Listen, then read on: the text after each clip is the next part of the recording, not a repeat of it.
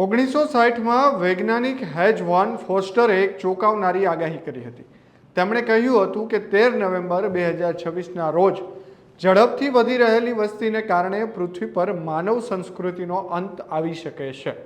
આ કોઈ ધાર્મિક કે અંધશ્રદ્ધા આધારિત આગાહી નહોતી, પરંતુ સંપૂર્ણ રીતે ગણિત અને વિજ્ઞાન પર આધારિત આગાહી કરવામાં આવી હતી।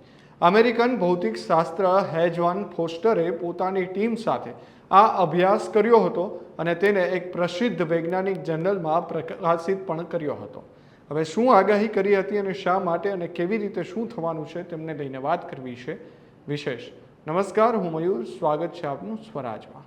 હેજ વાન ફોસ્ટરે વિશ્વની વધતી જનસંખ્યા અંગે ગણતરી કરી હતી। તેમણે નોંધ્યું કે માનવોની સંખ્યા ખૂબ જ ઝડપથી વધી રહી છે। તેમણે એક ગણિતીય સૂત્ર તૈયાર કર્યું અને કહ્યું કે જો વસ્તી આ જ ગતિએ વધતી રહેશે તો 13 નવેમ્બર 2026 સુધીમાં પૃથ્વી પર એટલા લોકો થઈ જશે કે ધરતી પર તેના ભારને સહન કરી શકાશે નહીં। તેમણે ચેતવણી આપી હતી કે વધતી વસ્તીના કારણે ખોરાક, પાણી, જગ્યા અને અન્ય કુદરતી સંસાધનોની ગંભીર અછત સર્જાશે, જેના પરિણામે ભયાનક યુદ્ધો, અકાલ, રોગચાળો અને પર્યાવરણમાં વિનાશ જેવી સ્થિતિ ઊભી થઈ શકે છે। તેમણે આ દિવસને ડૂમ્સડે એટલે કે પ્રલયનો દિવસ ગણાવ્યો હતો। શા માટે આપવામાં આવી હતી આ ચેતવણી, હવે તેની વાત કરીએ। વોન ફોસ્ટરનું માનવું છે કે જનસંખ્યા વૃદ્ધિ અત્યંત જોખમી ગતિએ વધી રહી છે। અગાઉ વસ્તી ધીમે ધીમે વધતી હતી, પરંતુ 20મી સદીમાં દવાઓ, આરોગ્ય સુવિધાઓ અને ખાદ્ય ઉત્પાદન વધતા વસ્તી વિસ્ફોટ સર્જાયો।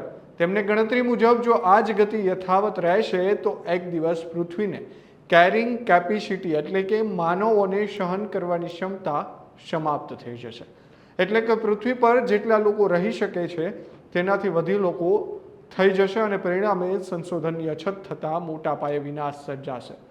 રસપ્રદ વાત એ છે કે તેમણે બતાવેલી પ્રલયની તારીખ શુક્રવાર 13 નવેમ્બર 2026 છે, જેને ઘણા લોકો અશુભ માને છે। જોકે વૈજ્ઞાનિકે આ તારીખ સંપૂર્ણ ગણિતના આધારે નક્કી કરી હતી, કોઈ અંધશ્રદ્ધાના આધારે નહીં। હવે આ દિવસ કેટલો નજીક છે તેમની આપણે ચર્ચા કરીએ। હવે 13 નવેમ્બર 2026 માત્ર થોડા મહિનાઓ દૂર છે। વિશ્વની વસ્તી 8 અબજથી વધુ થઈ ગઈ છે। ઘણા વૈજ્ઞાનિકોનું માનવું છે કે વોન ફોસ્ટરની ચોક્કસ તારીખ કદાચ ખોટી સાબિત થાય, પરંતુ તેમની ચેતવણી આજે પણ મહત્વપૂર્ણ છે। આજે દુનિયા જલવાયુ પરિવર્તન, ગ્લોબલ વોર્મિંગ, પ્રદૂષણ, પાણીની અછત અને ખાદ્ય સુરક્ષા જેવી ગંભીર સમસ્યાનો સામનો કરી રહી છે, તે પણ માનવું જોઈએ। ઘણા દેશોમાં દુષ્કાળ, પૂર અને ભૂખમરો વધી રહ્યો છે। વોન ફોસ્ટરે લગભગ 66 વર્ષ પહેલાં જ આ ચેતવણી આપી હતી। તેની અસર આજે દુનિયામાં દેખાઈ રહી છે। આધુનિક નિષ્ણાતો કહે છે કે 2026માં દુનિયાનો અચાનક અંત આવી જશે તેવી શક્યતા ખૂબ ઓછી છે, પરંતુ જો માનવજાત સમયસર સુધરશે નહીં તો આવનારા વર્ષોમાં મોટા સંકટો આવી શકે છે। જો જનસંખ્યા નિયંત્રણ, પર્યાવરણ સંરક્ષણ, ટકાઉ વિકાસ અને સંશોધનના યોગ્ય ઉપયોગ નહીં કરવામાં આવે તો વોન ફોસ્ટરની આગાહીના કેટલાક ભાગો સાચા સાબિત થઈ શકે છે। મોટા પાયે યુદ્ધ, અકાલ અથવા કુદરતી આપત્તિઓ સર્જાઈ શકે છે। ત્યારે આનો ઉકેલ શું હોઈ શકે તેની પણ ચર્ચા આપણે કરીએ।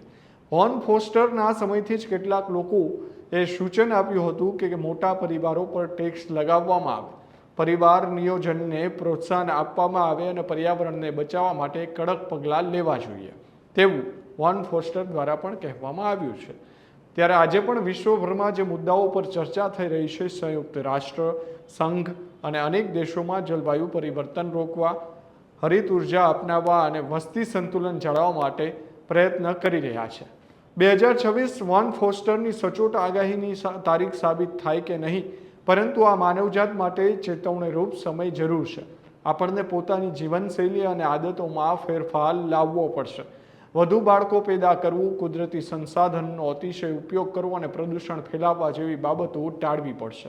જો માનવજાત સમયસર સાવચેતી રાખશે તો 2026 પ્રલયનું વર્ષ નહીં, પરંતુ સુધારાનું વર્ષ બની શકે છે। પરંતુ જો આપણે આ ચેતવણીઓને અવગણતા રહીશું તો આવનાર વર્ષો ખૂબ મુશ્કેલ બની શકે છે।